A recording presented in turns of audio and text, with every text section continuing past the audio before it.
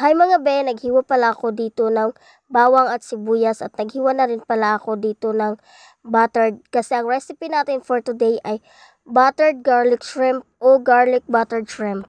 Halika kayo at samahan niyo ako magluto. Nagmelt na pala ako dito ng butter sa isang pan at panggatong lang yung gamit namin mga be. Ginisa ko na pala yung bawang at sibuyas dito mga be at nahalo-halo ko lang para mag-combine siya. At ilalagay ko na rin dito yung hipon na binabad ko sa soda.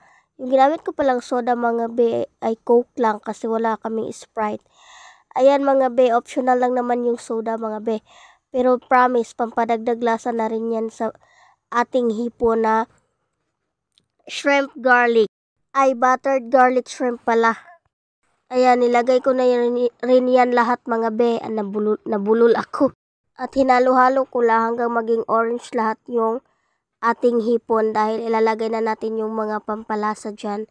Pampadagdag pampalasa dyan sa ating hipon.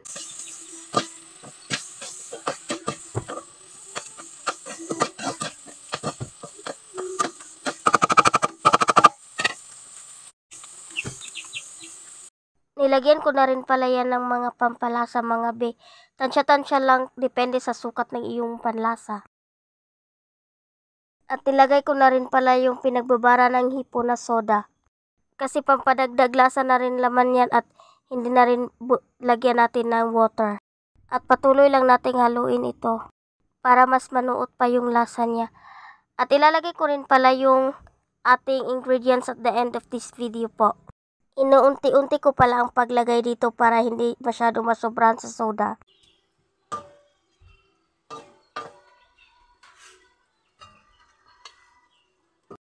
At takpan lang ho natin saglit para maluto siya ng tuluyan. At ito na po, malapit na pong matuyo at aantayin lang po nating matuyo yan para maluto na siya.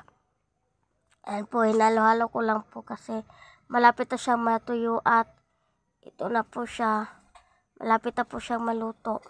Mas masarap kasi sa hipon yung walang sabaw, yung tuyong-tuyo kagaya nito.